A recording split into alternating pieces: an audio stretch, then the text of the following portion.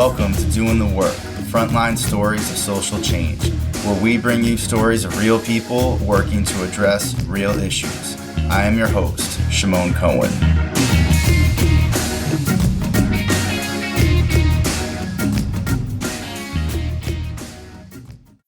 In this episode, I talk with Dr. Melissa Bird, Missy of Bird Girl Industries, where Missy empowers women to engage in advocacy. We talk about challenging injustice and how people's fear of doing it perfectly holds them back. Missy shares a story of using advocacy to empower a client, explains the Graceful Revolution, and tells the story of when she wrote a bill to emancipate homeless youth, organized a coalition, and lobbied to get the bill passed, which it did when she was a graduate student. Missy encourages everyone to find their jam and get involved. I hope you enjoy the conversation. Hi, Missy. Thanks so much for coming on Doing the Work. Really glad to have you on here. And just to get started, would you please share a little bit about what you currently do? Hi, thank you so much for having me on. That's kind of a loaded question. I do a lot of things. So I am a writer,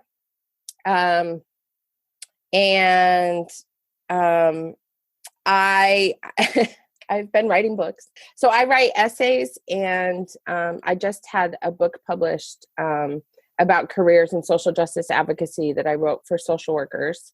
And then I also, so I post my writings on my blog and on Patreon, on my Patreon page. And then I do blogging.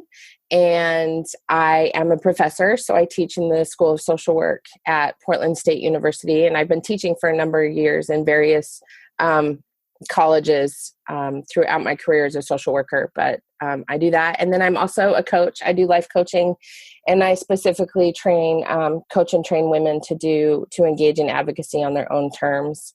And then I also do workshops, community-based workshops to help train people to engage in advocacy in their own communities so they can make a change in their communities. That is a lot that you do. And I had looked up what you do, so I kind of wanted to start broad and then narrow it down with one of the things you write about in terms of your education and training for women and communities is this Graceful Revolution. So I was hoping you would speak a little bit about what is the Graceful Revolution? So the Graceful Revolution is something that actually came to me in the middle of the night when I actually was woken up at like 3:33 in the morning or some weird time in the morning. I don't wake up usually in the middle of the night, but I rolled over and wrote it in my notes on my phone. And then the next morning I thought it was just a dream and that it didn't happen. And I woke up and I saw that my phone had something on it, and I opened it and I was like, oh, wow, this is a really great note. And this is really genius. And basically what it said was that I believe in a new brand of advocacy to help give people the tools to infiltrate the membranes of power so that they can engage in advocacy and change the world, basically. And so I'm actually pulling it up on my phone right now because I can't remember it exactly, and I wanted to quote from it. But one of the things that was really amazing was I said, it's where we humble ourselves to our shortcomings and engage in acts in graceful revolution that bring light to the true reality of people's lives. And one of the things that I realized is that a lot of times the things that keep people from engaging in advocacy, whether it's in their own lives or in the lives of other people, is that they're afraid of doing it imperfectly, and they're afraid of being imperfect.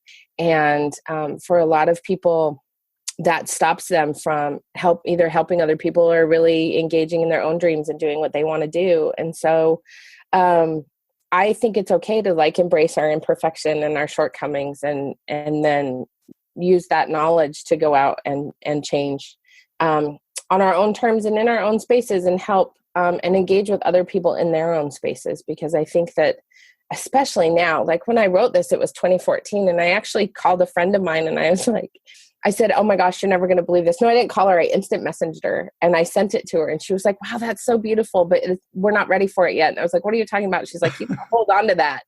And so it was funny because I was like, no, this is genius. Like, this is good stuff. And she's like, we're not ready yet. And it was 2014. And then the election happened. And then she sent me a message and she goes, I think we're ready now. And I was like, yeah, I think we might be. Yeah, maybe yeah. so. So that's when I really launched it as really sort of the foundation for all of the work that I do. And what does it look like to put that into practice? So let's say you're working with an individual in helping that person to learn how to do advocacy work. What does that process look like? Well, so I actually have a really good example from when I was doing my practicum, my second year of my MSW. And I had a client, I was working with women who were trying to resolve their trauma, who were on TANF. And, they have to go to a certain amount of counseling in order to keep their TANF benefits to deal with their mental health issues. And so I was working with this woman and she was really getting upset because she was going to lose her benefits and she didn't know how she was going to take care of her kids. And I asked her, I said, do you vote? And she was like, what are you talking about? Why would I vote? And I said, because the people that are making the decisions about whether or not you get to keep your food stamps and your welfare while you resolve your traumatic issues, because she had a lot of stuff going on and she'd been a victim of domestic violence and she had a lot of things happening in her world. And I said, those people that are making those decisions are the ones that you leave in power because you're not voting. And she was like, well, tell me more about that. And so long story short is I ended up teaching her how, as part of her treatment, how to learn how to vote and how to go to the library and where to look for the pamphlets. And because this was 2003. So this was before the age of Googling, right? And the internet. It was before you could get online and register to vote. And I taught her that whole entire process and taught her how to find her own elected officials. And what she ended up doing was going back to her housing complex and getting all those women who were on TANF and who were in Section 8 housing she taught them who their elected officials were and how to vote. And they ended up empowering themselves to engage in this huge action. And he actually started to shift his views about women who were engaged in using the social safety net. And it was really, really, really amazing to watch. And so that's like on a micro level, how I did that in clinical work. How I do that on a more community-based level is that I have really found that when you bring groups of people together to talk about what lights them on fire and what excites them and to help them tap into what I call their jam, when they tap into their jam and figure out what they're truly passionate about, then they'll go out and do that thing. And I think a lot of what we're seeing and a lot of what is overwhelming to all of us is we're seeing all these things, especially as social workers, we're seeing all these things that directly impact us and our clients kind of being torn apart. And so my jam is reproductive justice and women's reproductive health. That's my thing. That's what I hold dear. But like for other people, it's the environment or it's welfare or it's homelessness or it's housing or it's, aging or disabilities. And once you tap into that, then you can engage in really beautiful acts of revolution. And it doesn't take a lot. It just takes simple little things to put that ripple out and make a difference. And is that kind of the message you'll share when you're with the community? And then of course there would be some logistical steps like you did with that client, right? Like this is how you register to vote. What does that look like when you're working with a community in terms of those steps that you see that communities need to learn how to take that step forward into doing advocacy work? So there's a couple of different sort of exercises that I take communities through. One is all about writing down like the top 3 things that they really feel that make them feel excited. So especially when I'm working with women, I'm like, what flips your skirt? Like what totally does it for you and makes you excited? What is just lighting you up and making you feel passionate? Is it gun reform? Is it education? Like whatever it is, write it down. And they write down their top 3 things. And then we go through some sort of visualizing about what that looks like in their own world, and so that they can see that if they focus on that one thing, they can communicate with all the other stakeholders and players that could make that thing a reality or enable them to make a change. And so I take a lot from my own experience as, a social worker, and also my experience doing citizen lobbying workshops and things like that to really teach people how to take that jam and take that passion and then translate it into, this is how you, if you want to run for office, this is how you would run for office. And this is how you would find those resources. If you want to start, get a group of people together to engage in collecting shoes, then this is how you would do that for the homeless people, So I really let them sort of, when I'm working, especially in the community with groups of people, I let them drive what they want to do. And then they just give them the tools to take it and go back into their communities.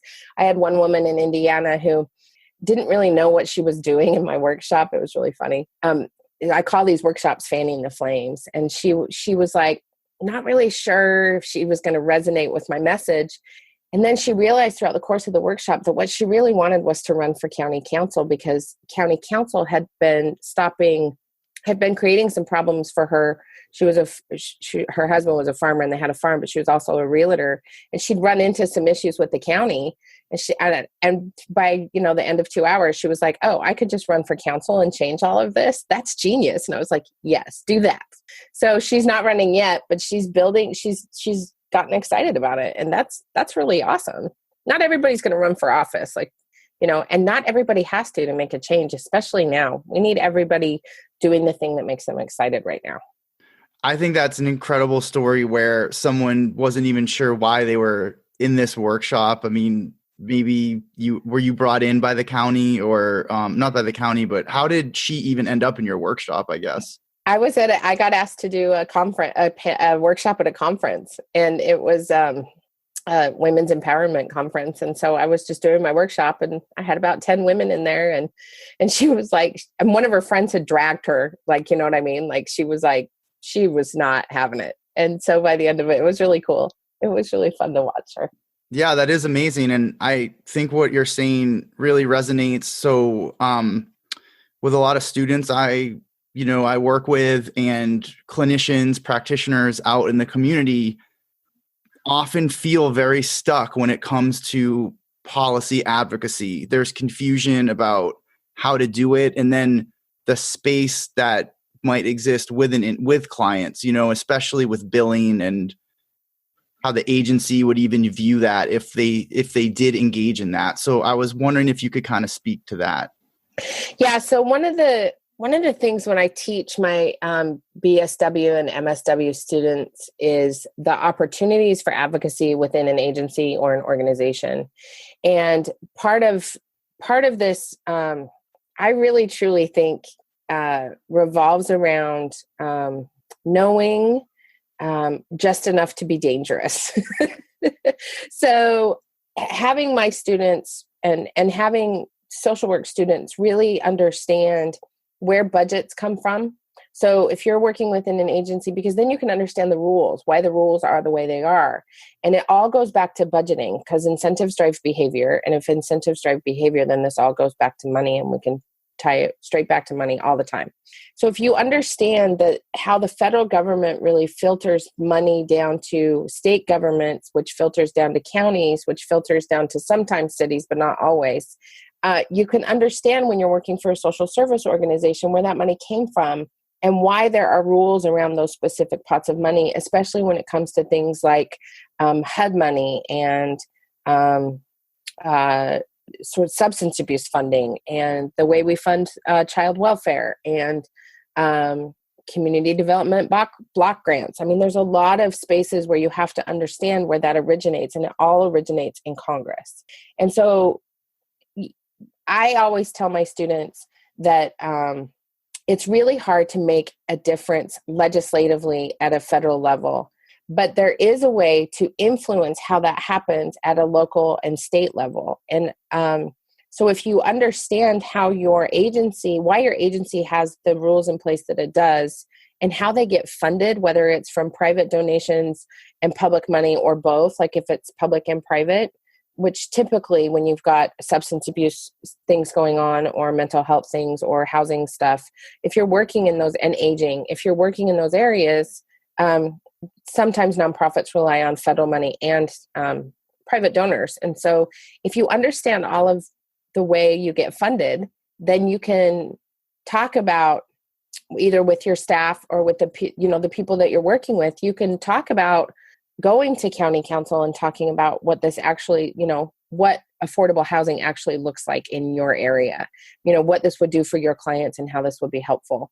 You can go to your state elected officials and say, this has been my experience with my clients. And you don't violate their confidentiality, but you talk about how what you're experiencing, for example, is I had 10 clients come in who are all going to lose their TANF because they're not ready to go back to work because they've had all this trauma.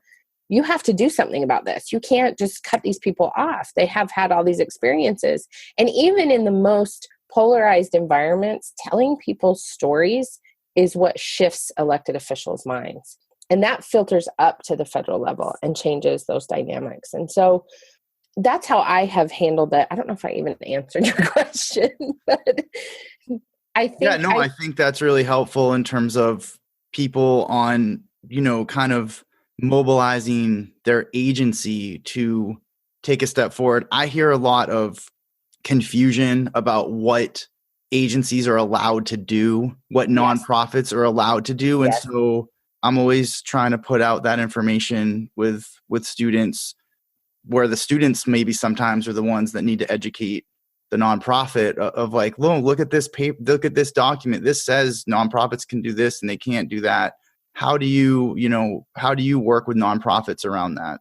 So I've always wanted to. I haven't directly worked with nonprofits, and I would love to. I would love to really educate, especially administrative staff, about what they can and cannot do when it comes to lobbying and advocacy, because there's a difference between lobbying and advocacy, and there's a stark difference. And I really think it undermines our power to not engage in advocacy at a city, county, and state level. I think there is a lot of room for opportunity for nonprofits to engage in making some changes, not about partisan politics and not about anything that involves direct lobbying, but nonprofit organizations can encourage their clients. They can inform their clients, this is happening and this directly affects the services we provide. You could go to this meeting and testify as a member of our community, and you could empower yourself to do that, and you can do that. And I have had students during their practicums who have told their clients, listen, they're voting to cut substance abuse funding. If you don't want them to do that, because that's going to directly impact your ability to get services, you should go to this county council meeting and talk about it. And like 10 of them go, and then the county council goes, wow, this actually directly impacts people in my community. The other way that I think nonprofits could really engage in helping with advocacy efforts is to let not just their constituents and their clients, but their supporters know this bill is coming up on the Hill. This bill directly impacts us in the following ways. We hope that you would be willing to do something about it because you support our work and you love our work and you love what I do. So get in touch with your, elected officials and let them know that how this directly impacts your life. And a certain percentage of nonprofit work can go to that, and it's okay. And you're not going to get in trouble. Right. And back to your client that you had that example with, it seems like there was a therapeutic benefit. Oh, she was so empowered after that. She knew that she was unstoppable. And there is absolutely a therapeutic benefit to helping our clients. I had a student in San Bernardino when I was teaching there last year, and she had a group. I taught my students how to, have this conversation with your clients. And she had a group, this just struck me. She had a group that she was working with, and they were really having some issues. And I can't remember exactly what the topic was, but man, she took it to them and they just ran with it. And she said it was amazing. 3 weeks later, these clients have had a complete and total shift. Like, they're not woe is meing anymore. They're like, hell yeah, I can do something. And, that they might be on a roller coaster for a while, but the minute you empower them with something like that and someone listens to them, because this is the other thing we know about elected officials, they really like their jobs. They like to stay in office. And if you have an elected official who's not facing, they're not limiting, they don't have the limit, why can I think term limits? Term limits, yeah. If they're not facing term limits, then you have, a huge opportunity to be like, listen, I'm a constituent. And that's how you should always start a message, whether you're training your clients to have the message, whatever it is. I am your constituent. This matters to me because of A, B, and C. 3 bullet points. I need you to know that this impacts my life directly in A, B, and C. And if you want to talk to me further about it, I'd be happy to talk to you.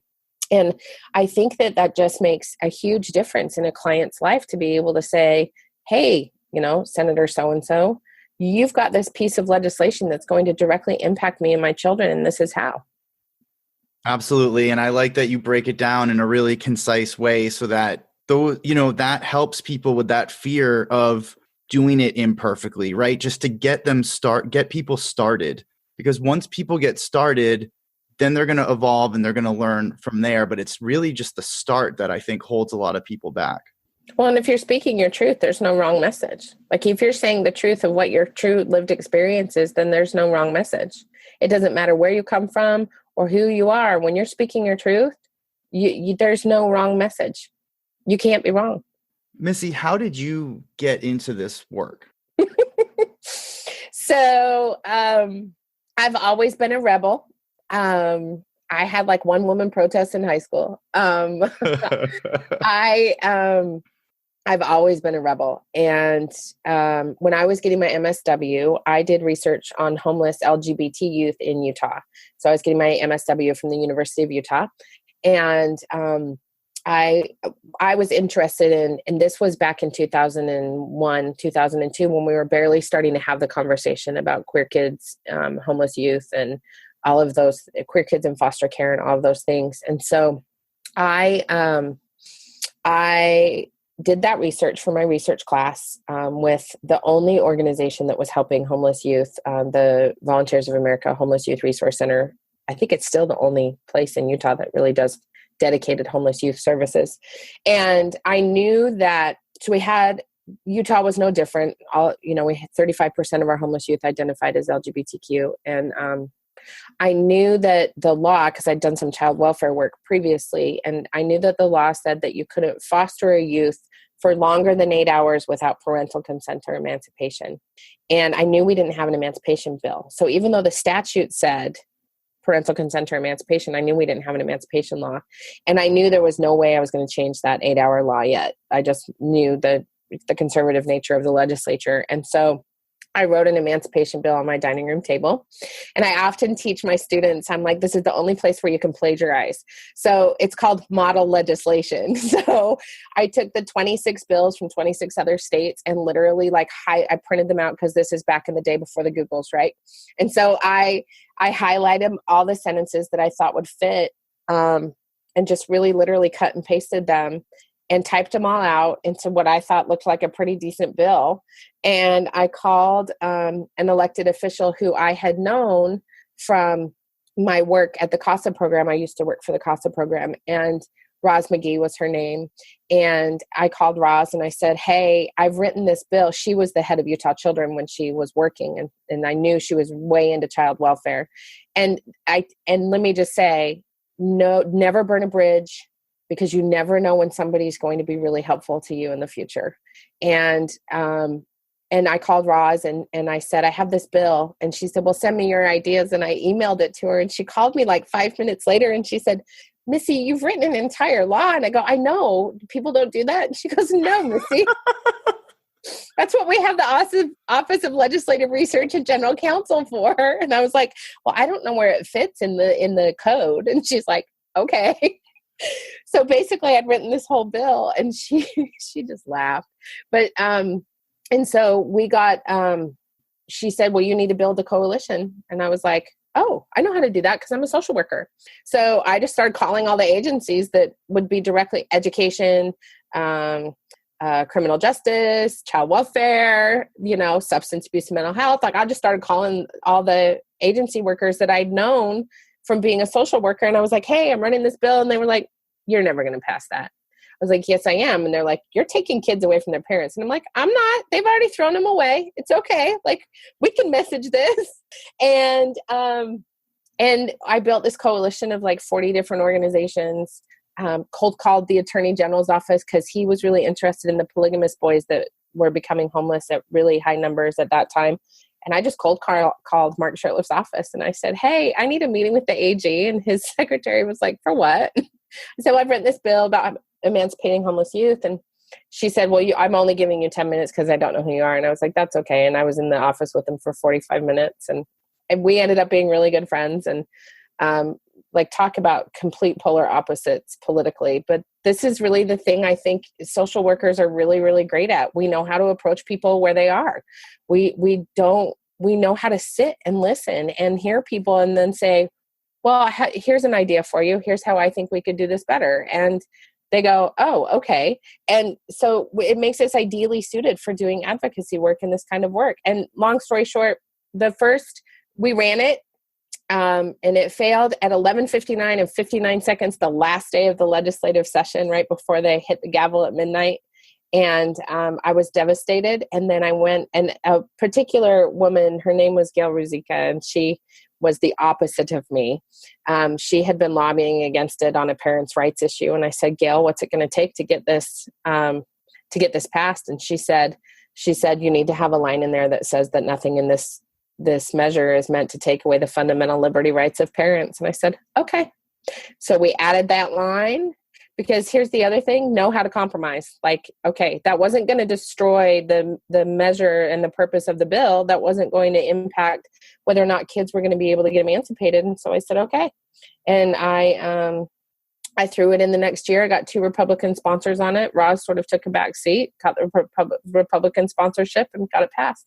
Unbelievable. That's how I started. Story. Because I taught myself how to lobby. I taught myself how the system worked. I talked politics with my grandma and my auntie for years. And so I sort of understood how a bill became a law, but I taught myself all of that and just learned how to do it. And we're good at that, like as social workers. So in all my classes, it doesn't matter what I'm teaching. Even if I'm teaching theory, the very first class, my students learn how a bill becomes a law in their state, no matter where we are.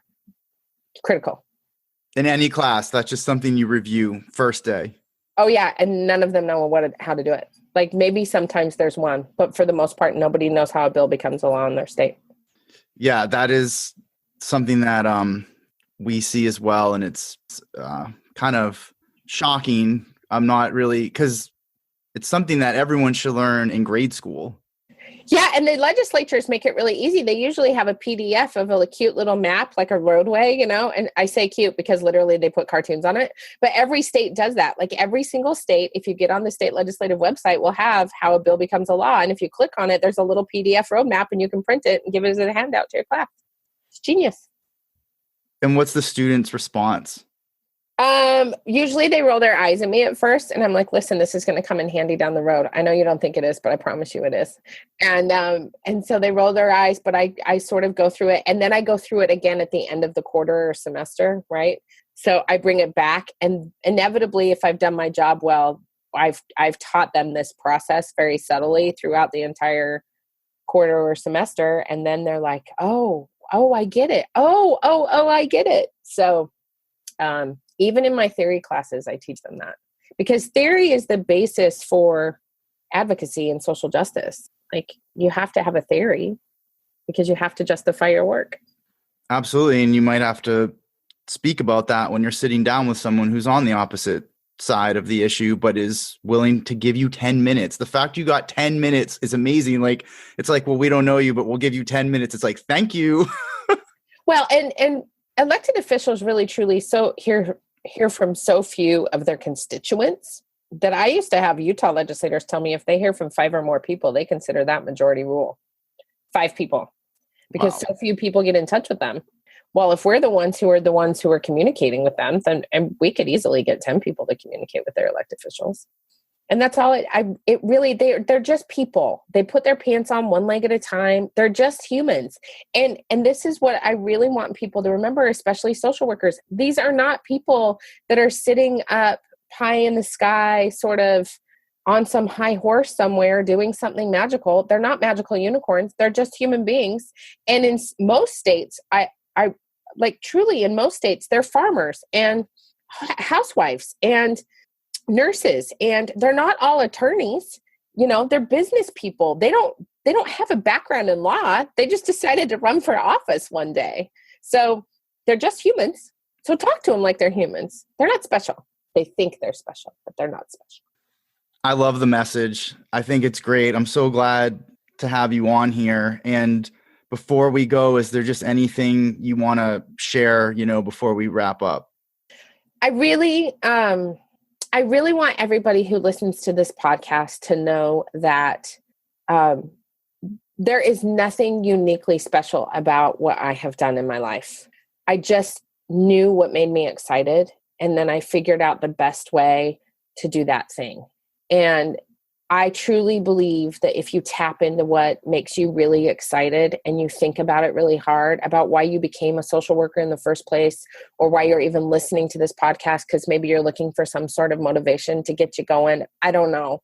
But when you tap into that thing, some days, even when the days are hard, it just means you can push through your fear and keep going forward. And if you keep doing that thing, you will eventually make a change, and you can do that.